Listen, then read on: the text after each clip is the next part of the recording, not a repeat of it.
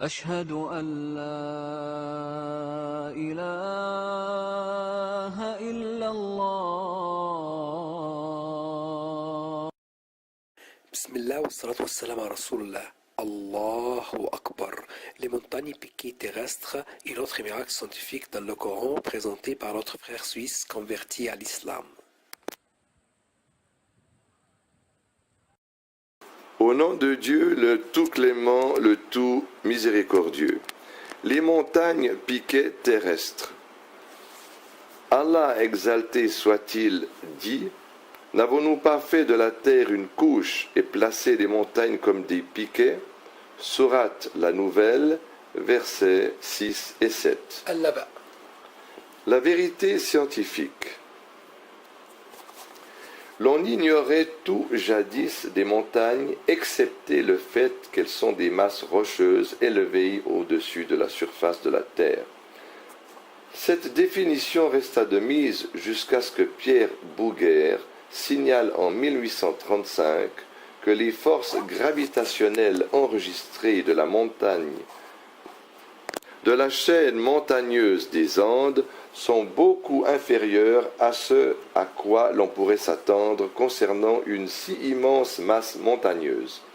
Raison pour laquelle Pierre Bouguer affirma la forte probabilité de l'existence d'une plus grande masse de la montagne enfouie sous terre, ce qui expliquerait le déséquilibre de la gravitation.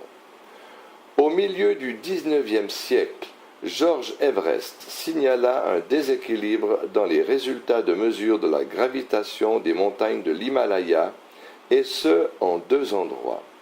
Ne pouvant pas expliquer ce phénomène, Everest lui donna comme nom l'énigme de l'Inde. En 1865, George Airy déclara que toutes les chaînes de montagnes sur Terre sont des masses flottantes sur une mer de matière fondue sous l'écorce terrestre. Il ajouta ensuite que ces matières fondues sont plus denses que la matière de la montagne, raison pour laquelle il est irréversible que les montagnes s'enfoncent dans ces matières fondues qui ont une très forte densité, et ce afin de maintenir leur position. Ainsi, la géologie découvrit-elle petit à petit que l'écorce terrestre est constituée en fait de plaques lithosphériques et que ces grandes montagnes flottent sur une mer de roches molles d'une forte densité. La géologie découvrit aussi que les montagnes ont des racines qui les aident à flotter et à stabiliser les plaques afin qu'elles ne subissent aucun déséquilibre. Le géologue Van Anglin dit à la page 27 de son ouvrage Géomorphologie, publié en 1948, l'on comprend maintenant qu'il est nécessaire que chaque montagne sur Terre doit avoir une racine sous terre.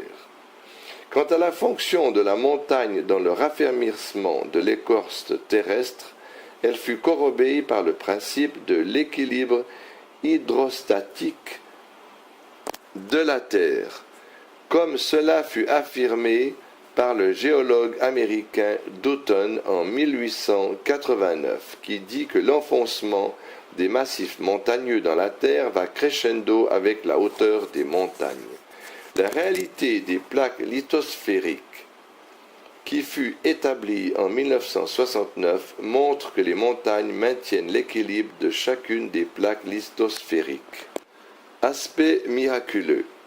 Alors que l'homme pataugé, encore dans une ignorance de la réalité des montagnes qui resta de mise jusqu'au milieu du XIXe siècle, le Saint-Coran affirma, dans les versets ci-dessus, que les montagnes sont des piquets du point de vue de leur forme et de leur fonction. Et de nos jours, la véracité